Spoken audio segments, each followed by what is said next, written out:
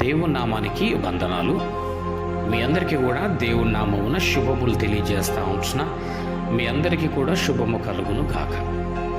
ఈ దినము వాగ్దానముగా విలాప వాక్యములు 3వ అధ్యాయము 22-23 వచనములను చదువుకుందాం.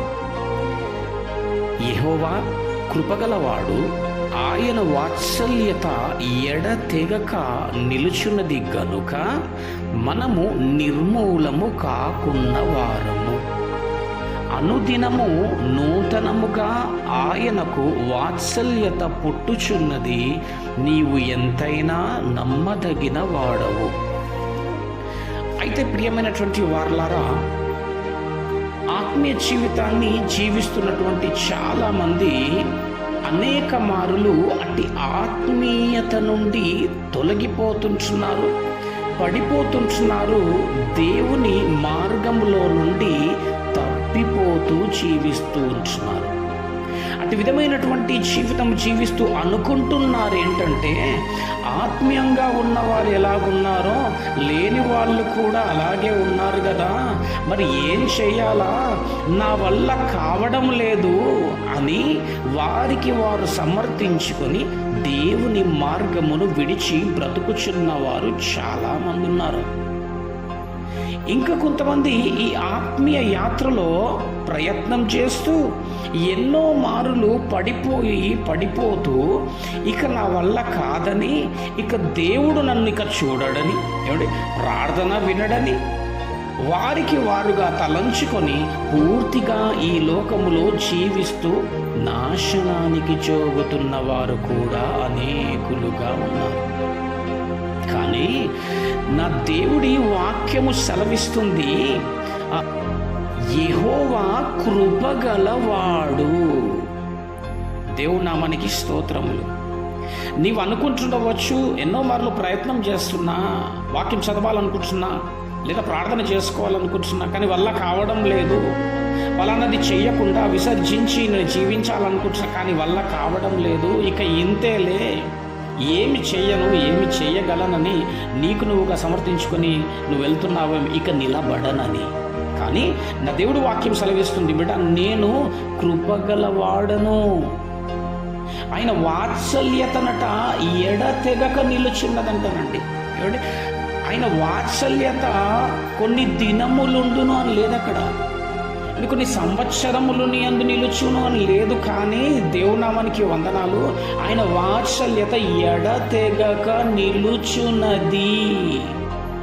ఎట్లా చెప్తున్నారండి ఆయన వాత్సల్యత ఎడతెగక నిలుచున్నదని అని అంటే, అందుకే అక్కడ రాసింది గనుక.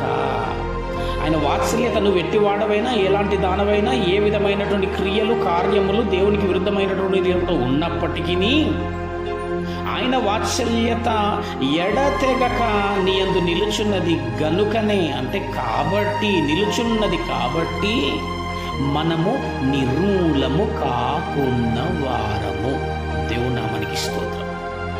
ఈరోజు వరకు ప్రియమైనటువంటి దేవుని కుమారుడా, నీవు సజీవ లెక్కల్లో ఉండడమే కాక చక్కటి జీవితము, ఆరోగ్యము, లేదా భార్య, పిల్లలు, కుటుంబముగా ఒక సంఘములో, సమాజములో ఒక విలువతో నువ్వు బ్రతుకుచున్నావు అనిసంటే, ఇంకా జీవముతో ఉన్నావు అనిసంటే, అది కేవలము దేవుడి యొక్క కృప, వాత్సల్యత. ఈరోజు వాక్యము ద్వారా దేవుడు మాట్లాడుతున్నది ఏంటంటే, బిడ్డ, పడిపోయినానని కృంగిపోకు, ఇక నిలబడలేనని తలంచకు, కానీ నా కృప, నా వాత్సల్యం ఎన్నడూ నీ అందు నిలిచి ఉంటుంది, నిలబడుమని సెలవిస్తా ఉంటున్నాడు దేవుడు. కాబట్టి ఆయన కృపా వాత్సల్యము ఉండగానే, నీలో జీవం ఉండగానే, ఈ లోకమును, లోక అలవాట్లను, లోక సంబంధితమైనటువంటి క్రియలను, కార్యములను విసర్జించి నీ బ్రతుకు విధానమును మార్చుకొని దేవుణ్ణి హత్తుకొని జీవించు. ఇక్కడ వాక్యం సెలవిస్తూ ఉంది 23వ వచనములో, అనుదినము నూతనముగా ఆయనకు వాత్సల్యత పుట్టుచున్నది. నువ్వు ఎప్పుడైతే నీ తప్పిదములను ఒప్పుకొని నువ్వు దేవుని యొద్దకు వస్తావో, ప్రతి విషయములో ఆయన నీకు తోడుగా ఉండి ఆయన వాత్సల్యత నీ పైన చూపించి ఆయన కృప చొప్పున నిన్ను క్షమించేటటువంటి వాడు, కనికరము చూపేటటువంటి వాడు.